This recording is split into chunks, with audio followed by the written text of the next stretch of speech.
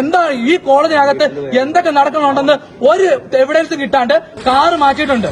4 വിദ്യാർത്ഥികളെ കിട്ടിയത് 5ാമത്തവനെ കിട്ടാണ്ട് 4 ഒരുത്തനാണ് വണ്ടി ഓടിച്ചതിന് തെളിവും വന്നു. എന്തർത്ഥത്തിലാണ് അങ്ങനെ ഒരു എവിഡൻസ് അവിടെ എടുത്തേക്കുന്നത്?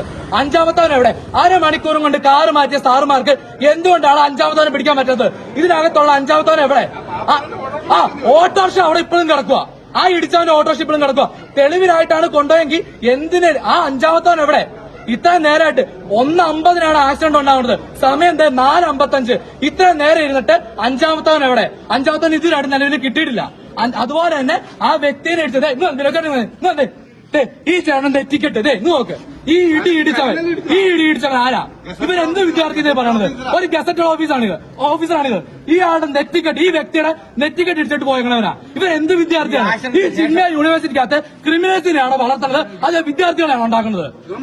ഈ ഇടി ഇടിച്ചിട്ട് പോയവന്മാര് ഇതിനകത്തുണ്ട്.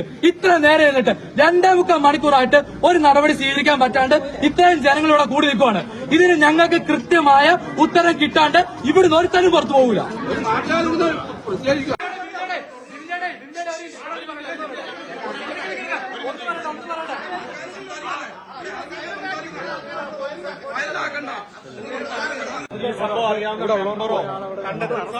ആരെങ്കിലും പോയി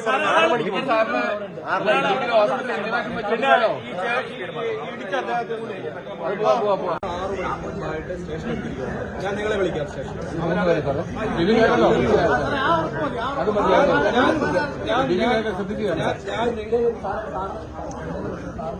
അതിന്റെ ഫോട്ടോസ് കാര്യങ്ങളെല്ലാം നമ്മൾ എടുത്തിട്ടുണ്ട്. അത് റോഡ് ബ്ലോക്കായി മറ്റുള്ള ബ്ലോക്ക് ഗതാഗത തടസ്സം ഉണ്ടാവുന്നതുകൊണ്ടാണ് ഇമീഡിയറ്റ് ആയിട്ട് മാറ്റിയത്. അത് എന്റെ കസ്റ്റഡിയിൽ ഓൾറെഡി ഇപ്പം സ്റ്റേഷനിലുണ്ട്. അത് ഓട്ടിച്ച 4 അമ്മമാരും ഓട്ടിച്ചവരും കൂടെ ഉണ്ടായിരുന്ന 4 അമ്മമാരും ഓൾറെഡി എന്റെ കസ്റ്റഡിയിലുണ്ട്. 5 പേര്. അതിൽ ഒരുത്തിന് പിന്നെ കൈക്ക് പരിക്കുണ്ട്, മാറ്റി. അതുപോലെ 5 പേരുടെ പിന്നെ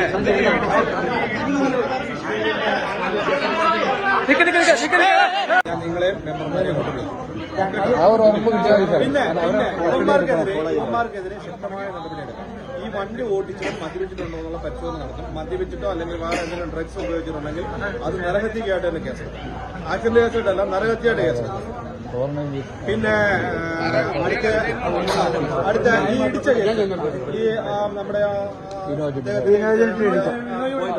അദ്ദേഹത്തെ ഇടിച്ച കേസിന് ഓൾറെഡി ഇപ്പം അദ്ദേഹത്തിന് മുഴുവൻ ചെക്ക്.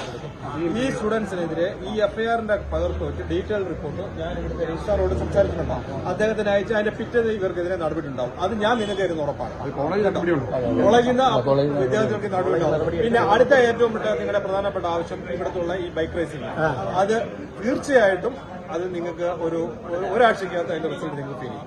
അത് ഞാൻ തരുന്നു. പിന്നെ ഞാൻ പോലീസിനെ സംബന്ധിച്ചിടത്തോളം നിങ്ങളൊന്ന് സഹകരിക്കണം. നമുക്ക് അടിയന്തരമായിട്ട് ഞങ്ങൾക്ക് ഈ ഒരു മീറ്റിംഗ് ഇലക്ഷൻ കമ്മീഷൻ SP ഒക്കെ പങ്കെടുക്കുന്ന പ്രവർത്തനമുണ്ട്.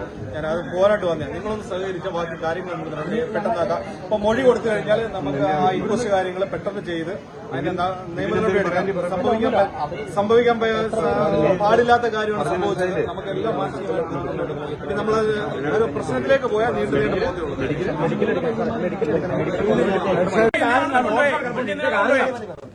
ഞങ്ങളെ ബോഡി ഇവിടെ കൊണ്ടുപോയി ഉപയോഗിക്കാൻ പോകും. അതല്ലാണ്ട് ഈ മാനേജ്മെന്റ് ഉൾപ്പെടെയുള്ള ആളുകൾ ഇതിനകത്ത് പ്രതികളാണ്. ആദ്യമല്ല, ഇത് കോളേജ് തുടങ്ങിയപ്പോൾ ഒരു ആക്സിഡന്റ് ഉണ്ടാവുന്നതാണ്. ഒരാൾ മരിക്കണം. ഒരു വണ്ടിക്കകത്ത് വലിയ വണ്ടിക്കകത്ത് 4-5 പേരാണ്.